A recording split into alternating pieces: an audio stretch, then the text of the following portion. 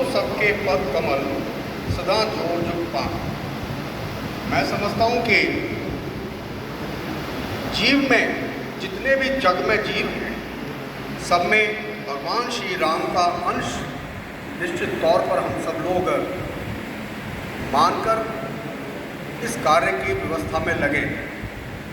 जैसा कि एक एक बिंदु पर हमने चर्चा की है, श्री राम वर यात्रा, श्री राम वनगमन, ये निश्चित तौर पर मैं समझता हूँ राम जी के जीवन की छोटी छोटी सी घटनाएं हैं। और राम जी का जीवन निश्चित तौर पर मैं समझता हूँ हम सब लोगों के लिए मर्यादाओं से भरा हुआ राम का जीवन रहा है।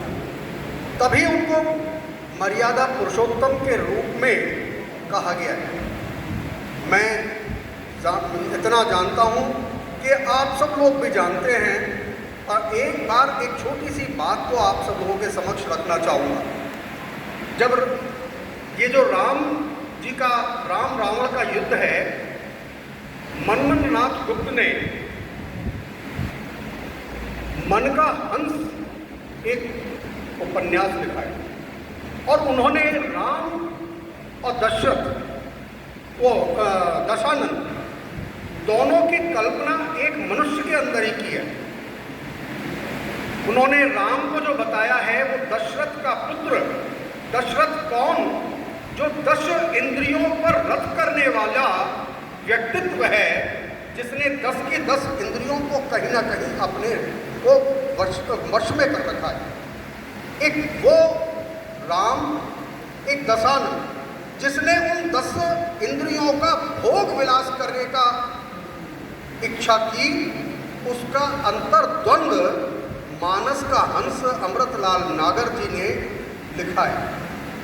आप कभी पढ़िएगा तो अपने अंदर ही वो रामचरितमानस रामायण की एक एक चीज हम सब लोगों के समक्ष आएगी। निश्चित तौर पर एक बहुत अवसर हम सब लोगों को मिला है कि हम मर्यादा पुरुषोत्तम भगवान राम के जीवन की लीलाओं को इस जनता जनार्दन तक पहुंचा सके।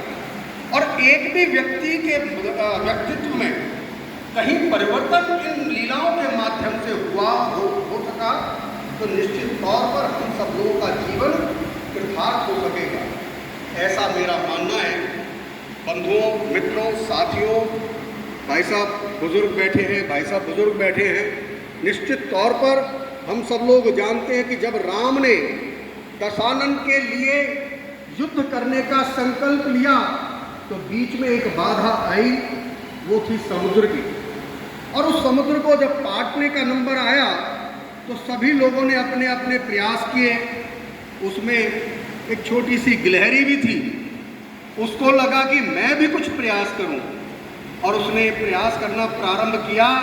वो बार बार समुद्र में जाती, गीली होती, और फिर बाहर आकर रेत में लेटती, और फिर अंदर चली जाती। फिर बार बार पूछा गया उससे कि भाई बार बार तुम ये प्रयास कर रहे हो क्यों? कि जिससे इतिहास में कभी ये ना लिखा जाए कि गिलहरी ने भी कोई काम नहीं किया। मेरे से जितना कोई काम हो सकता है मैं कर रही हूँ, उस रेत को समुद्र के बीच पहुँचाने का काम कर रही हूँ। मित्रों, यही भाव हमारे अंदर जिस दिन जागृत होगा, मैं समझता हूँ कि ये रामचरितमानस रामायण की जो हमारी रामलीला का मंचन है, ये निश्चित तौर पर आज केवल 7,500 के लगभग लोग लाइक नहीं कर रहे। मैं समझता हूँ ये बहुत बड़ी एक संख्या होगी। अभी हमारे विनीत जी ने बताया कि USA, कनाडा, वहाँ तक के लोगों ने भी लाइक किया है। निश्चित तौर पर ये एक हमारा जो कर्तव्य होगा, इसमें हम सफल होंगे। और मैं जैसा निवेदन आप सब लोगों के समक्ष कर रहा हूँ कि एक गिलहरी के रूप में भी हम अपना प्रयास करेंगे। जैसे कि हमारे श्री राम वर यात्रा के संयोजक, वनगमन के इंचार्ज, इन सब लोगों ने अपनी बात रखी है। निश्चित तौर पर एक बहुत बड़ी चुनौती का विषय है। रविवार का दिवस है, सभी लोग दुकानें अपना ऑफ रखते हैं। मैं समझता हूँ कि हम सब लोग प्रयास करें, उस दिन दुकानें खुले, और भगवान श्री राम जब वन को जाएं तो ऐसा ही एक दृश्य हम सब लोगों के समक्ष हो जिस प्रकार का दृश्य उस समय उत्पन्न हुआ होगा कि भगवान के लिए फूल पुष्प पूरा नर नारी सारा का सारा एक इस प्रकार का वातावरण पैदा हो।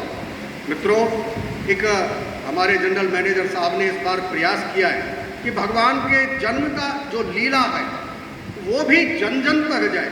प्रयास करेंगे, जैसा हमारे विशाल जी ने कहा कि हम जनता तक पहुंचाने का एक साउंड की यदि व्यवस्था हो सके, प्रयास अवश्य करेंगे उसका।